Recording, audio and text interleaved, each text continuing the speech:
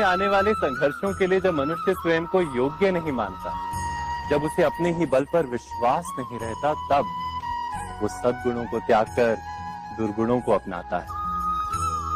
वस्तुतः मनुष्य के जीवन में दुर्जनता जन्म ही तब लेती है जब उसके अंतर में आत्मविश्वास नहीं होता। आत्मविश्वास ही अच्छाई को धारण करता है।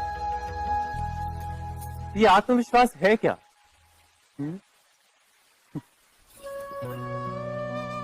जब मनुष्य ये मानता है कि जीवन का संघर्ष उसे दुर्बल बनाता है, तो उसे अपने ऊपर विश्वास नहीं रहता। वो संघर्ष के पार जाने के बदले संघर्ष से छूटने के उपाय ढूंढने लगता है। किंतु जब वो ये समझता है कि ये संघर्ष उसे अधिक शक्तिशाली बनाते हैं, ठीक जैसे व्यायाम करने से देह की शक्ति बढ़ती, तो प्रत्येक संघर्ष के साथ उसका उत्साह बढ़ता है। अर्थात आत्मविश्वास और कुछ भी नहीं, मन की स्थिति, जीवन को देखने का दृष्टिकोण मात्र है। और जीवन का दृष्टिकोण तो मनुष्य के अपने वश में होता है। स्वयं विचार कीजिए।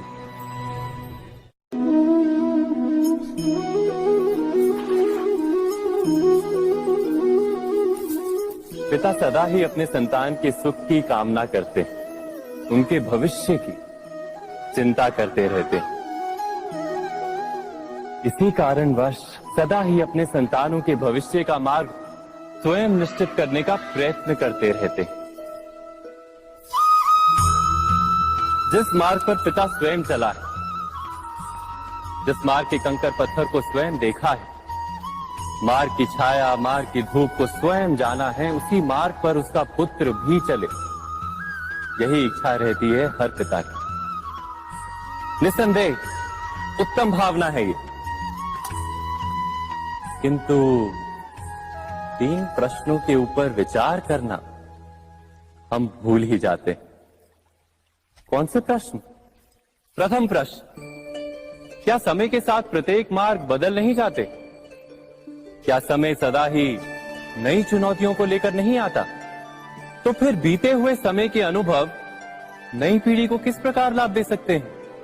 दूसरा प्रश्न, क्या प्रत्येक संतान अपने माता पिता की छवि होता है? हाँ, संतानों को संस्कार तो अवश्य माता पिता देते हैं, किंतु भीतर की क्षमता तो ईश्वर देते हैं। तो जिस मार्ग पर पिता को सफलता मिली है, विश्वास है कि उसी मार्ग पर उसकी संतानों को भी सफलता और सुख प्राप्त होगा। तीसरा प्रश्न, क्या जीवन के संघर्ष और चुनौतियां लाभकारी नहीं होती? क्या प्रत्येक नया प्रश्न एक नए उत्तर का द्वार नहीं खोलता? तो फिर संतानों को नए नए प्रश्नों, संघर्षों और चुनौतियों से दूर रखना, ये उनके लिए लाभ करना कहलाएगा या हानि पहुंचाना?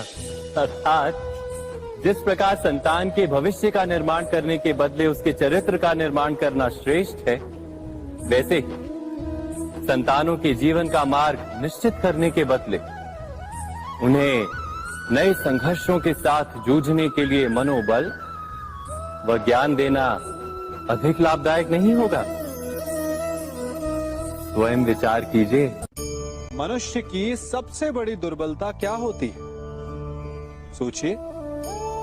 धन, प्रेम, अहंकार। मनुष्य की सबसे बड़ी दुर्बलता होती है उसके रहस्य। चाहे आप कितने भी शक्तिशाली क्यों ना हो, कितने भी प्रबल क्यों ना हो, परंतु उसके रहस्य उसके नाश की चाबी होती है। इसलिए यदि प्रबल रहना है, शक्तिशाली रहना है, समर्थ रहना है, तो अपने रहस्य को किसी को भी ना बताएं, ना मित्र को और ना ही शत्रु को, क्योंकि समय पड़ने पर कब कौन शत्रु हो जाए ऐसा कहना संभव नहीं। विभीषण को रावण के अमृत कुंड का ज्ञात था, इसीलिए प्रभु श्री राम रावण का वध करने में सफल हो सके। इसलिए उचित यही है कि आप अपने रहस्य को स्वयं तक ही सीमित रखें। मनुष्य जीवन की परीक्षा में सफल होने के लिए क्या नहीं करता? वो परिश्रम करता है, दौड़ भाग करता है, और ये सब करने के पश्चात भी जब उसका काम नहीं बनता तो वो नकल करता है ना? तनिक लौटिए अपने बचपन में, स्मरण कीजिए अपने बचपन की स्मृतियों का। क्या स्मरण हुआ? विद्यालय में जब आप परीक्षा देने जाते थे तो क्या होता था? आप ना सही, परंतु कोई ना कोई सफलता पाने के लिए नकल करता ही था और उत्तीर्ण भी हो जाता था, है ना? परंतु जीवन की परीक्षा ऐसी नहीं होती। नकल करने वाला सफल नहीं होता। कारण विद्यालय में सबके प्रश्न पत्र एक होते थे, परंतु जीवन के प्रश्न पत्र और उनकी कठिनाई सबके लिए भिन्न होती, तो निश्चित रूप से उनके उत्तर भी भिन्न होंगे ना। इसलिए यदि आपको जीवन में सफलता पानी है तो नकल ना कीजिए, स्वयं के प्रश्नों का उत्तर स्वयं ढूंढिए और सफलता आपकी ही होगी। मनुष्य का जीवन हार और जीत, विजय और पराजय, सफलता और असफलता के मध्य झूलता रहता है। आपके साथ भी ऐसा होता होगा, है ना? जब आप सफल होते हैं, किसी चुनौती पर विजय पाते हैं, तो मन प्रसन्नता से आनंद के उपवन में झूमने लगता है, और जब आप असफल होते हैं तब मन दुख और पीड़ा के सागर में डूबने लगता है। परंतु वास्तव में सफलता और असफलता है क्या? तनिक ध्यान से सोचिए। ये केवल हमारी मनोस्थिति मात्र है। हमारी पराजय तब नहीं होती जब हमारा शत्रु विजय प्राप्त कर ले। हमारी पराजय तब होती है जब हम पराजय स्वीकार करें। हम असफल तब नहीं होते जब हम लक्ष्य ना पा सके।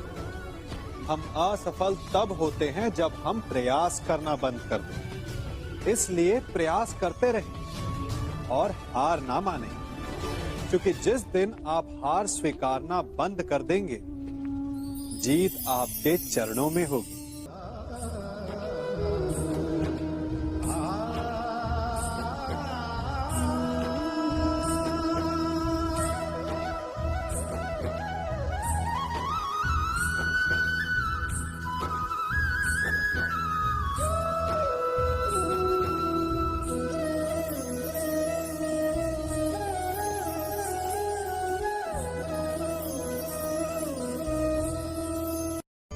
आप सबने बरगद के वृक्ष को तो देखा ही होगा। क्या आपको ज्ञात है, बरगद के वृक्ष के बीज का आकार राई से भी छोटा होता है, परंतु बरगद का वृक्ष संसार के महाकाय वृक्षों में जाना जाता है। जब उसका जन्म होता है तब उसमें वो जटाएं, वो शाखाएं नहीं होती, परंतु जैसे जैसे उसका विस्तार होता है, जैसे जैसे वो अधिक शाखाओं का भार उठाता है, अधिक पत्तियों का सृजन करता है, वैसे वैसे उसकी शाखाएं जटाएं बनकर जड़ तक पहुंचती है और इस वृक्ष को सहारा देती है। ये जीवन का बहुत महत्वपूर्ण पथ है।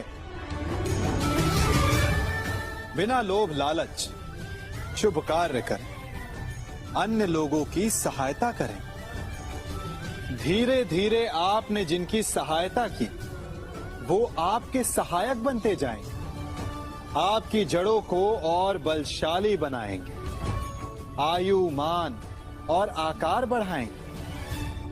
सहजीवन, सहायता और निष्काम कर्म आपको मृत्यु के पश्चात भी मरने नहीं देगा, आपको अमर रखेगा। हमारा शरीर प्रकृति का एक महान आविष्कार है। इससे जटिल संरचना संसार में और कोई नहीं। हमारा शरीर जितना जटिल है, यदि इसे ठीक से जाना जाए तो इससे अधिक सरल ज्ञान देने वाला और कोई नहीं। हमारे शरीर में पंच इंद्रियां होती हैं जो हमें भाव, गुण और वस्तुओं का बोध कराती हैं। हमारे पास आंखें हैं, नाक है, स्पर्श के लिए त्वचा है, कान है और जीभा है। सबका भिन्न भिन्न कार्य है। आंखों से देखना, कानों से सुनना, नथनों से श्वास लेना, त्वचा से स्पर्श करना और जीभा से स्वाद लेना। परंतु क्या आपने कभी सोचा कि प्रकृति ने हमें 2 आंखें दी, 2 नथुने दी, 2 कान दी, स्पर्श के लिए ये पूरा शरीर दिया, परंतु जीभा केवल 1 दी? ऐसा क्यों? क्योंकि प्रकृति चाहती है कि हम देखें अधिक, सुने अधिक और ज्ञान अधिक अर्जित करें, बोले कम। क्योंकि अधिक वाचाल नाश को निमंत्रण देता है। स्मरण रखिएगा।